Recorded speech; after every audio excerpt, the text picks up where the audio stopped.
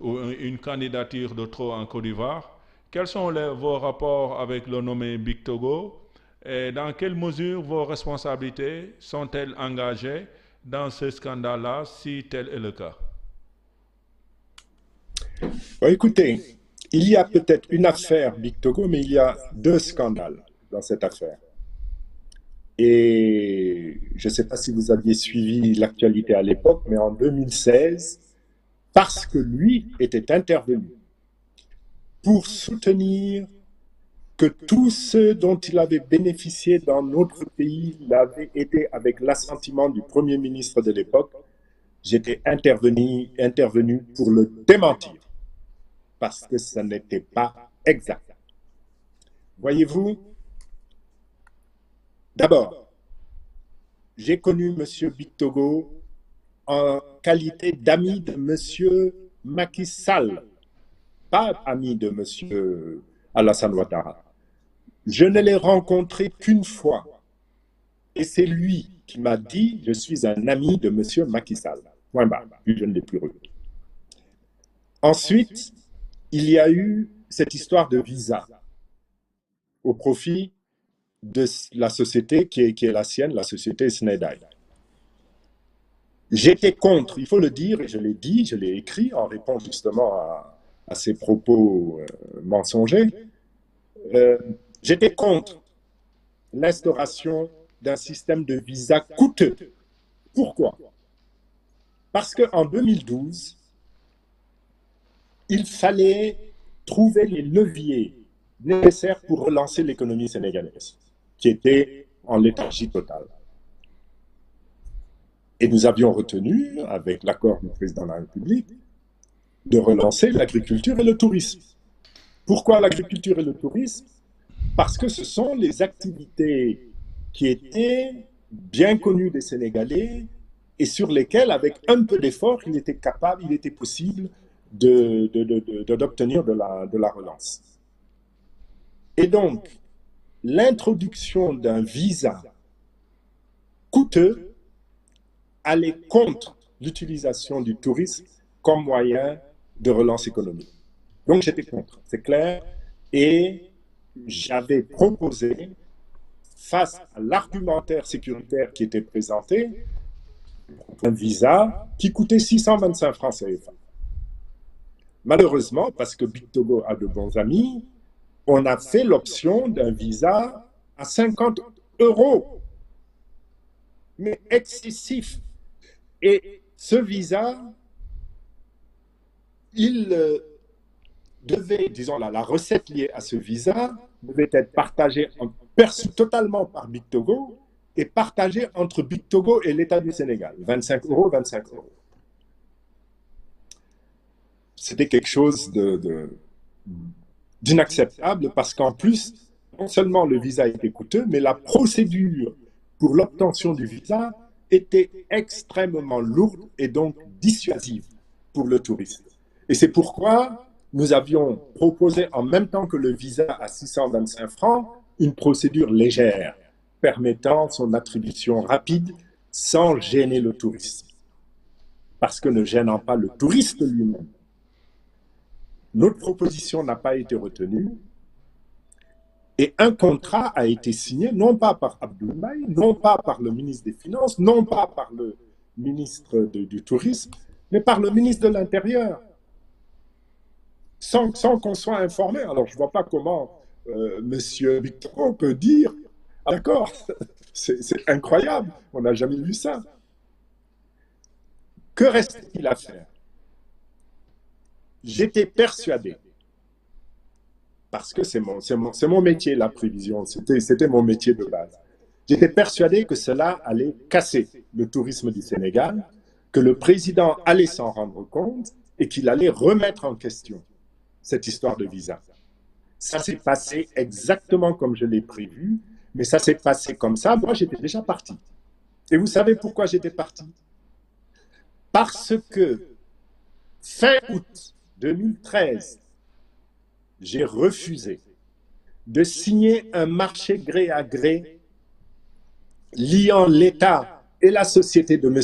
Togo qui conduisait à remettre à Bictogo les 25 euros revenant à l'État du Sénégal, soi-disant pour lui permettre de construire des gouvernances et des préfectures et je ne sais plus quoi.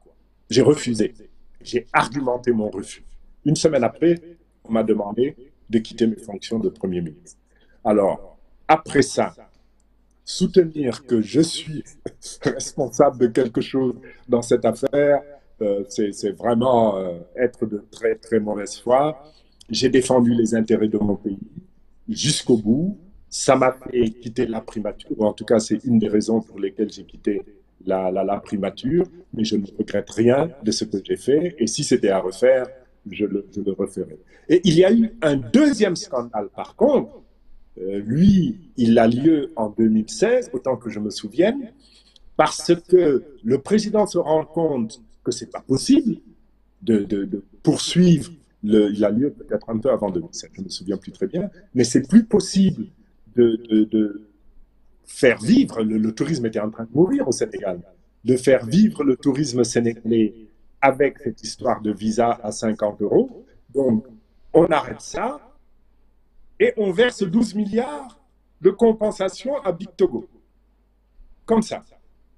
Mais c'est scandale dans le scandale. Donc, il y a un double scandale et dans le second cas, je n'étais plus là. Dans le premier cas, je me suis opposé à cela. Et voilà, donc il serait vraiment particulièrement injuste de considérer que ma responsabilité était peut-être engagée.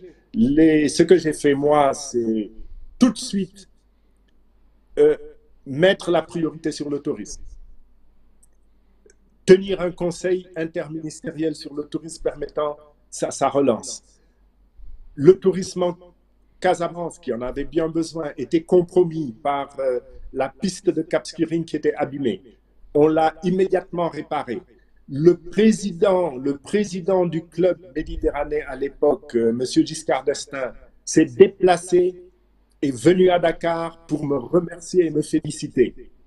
Féliciter évidemment l'ensemble du gouvernement parce qu'il a pu tout de suite ouvrir le réceptif et mettre en œuvre sa saison. Lorsque la décision a été prise, on a quand même sauvé la saison 2013 en reportant les effets de ce visa à la saison suivante. Bon, on a fait ce qu'on pouvait, hein, mais voilà, une décision plus forte que la nôtre s'est imposée au détriment du tourisme sénégalais, au détriment de l'économie sénégalaise et au profit, il faut le dire, au profit de M. Bictogo. Donc, ce n'est pas mon mentor qui m'a mis en rapport avec M. Bictogo. M. Bictogo, je l'ai reçu une fois. Ce jour-là, il s'est présenté comme étant un ami de M. Macky Sall. Mais j'ai vu également tout dernièrement qu'il y a un autre scandale par rapport à l'université Amadou Mahtar Mbow où Bictogo a encaissé 30 milliards et réclame 98 milliards.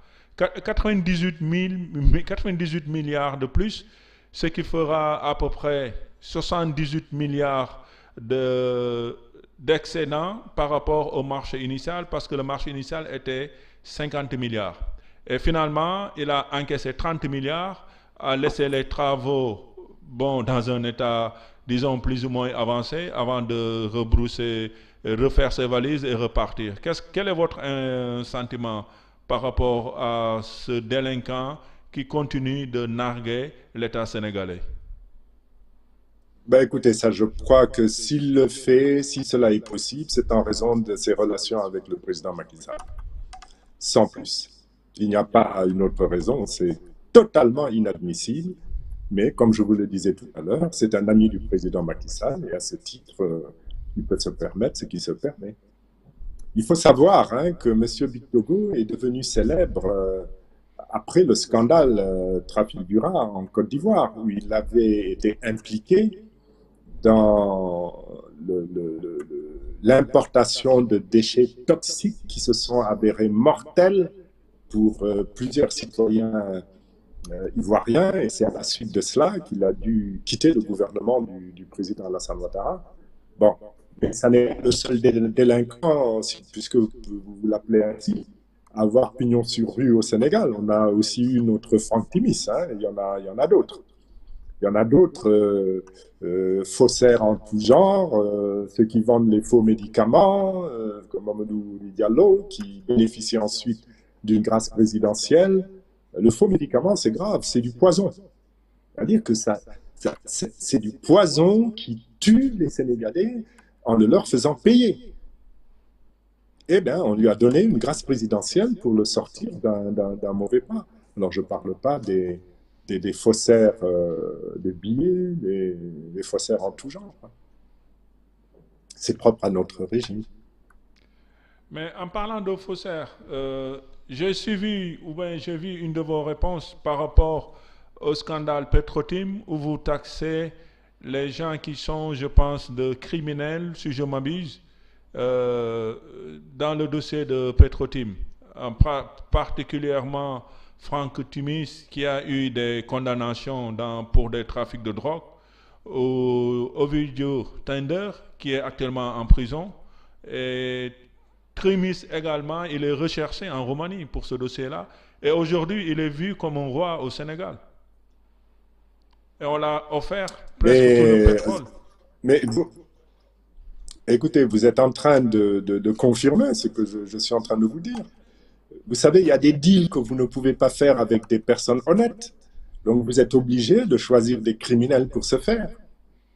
Et non seulement ils sont des criminels par leurs antécédents, mais ils sont des criminels par ce dont ils privent les Sénégalais, c'est-à-dire de sécurité alimentaire, de sécurité sanitaire, d'éducation, de droit à l'eau, à l'électricité.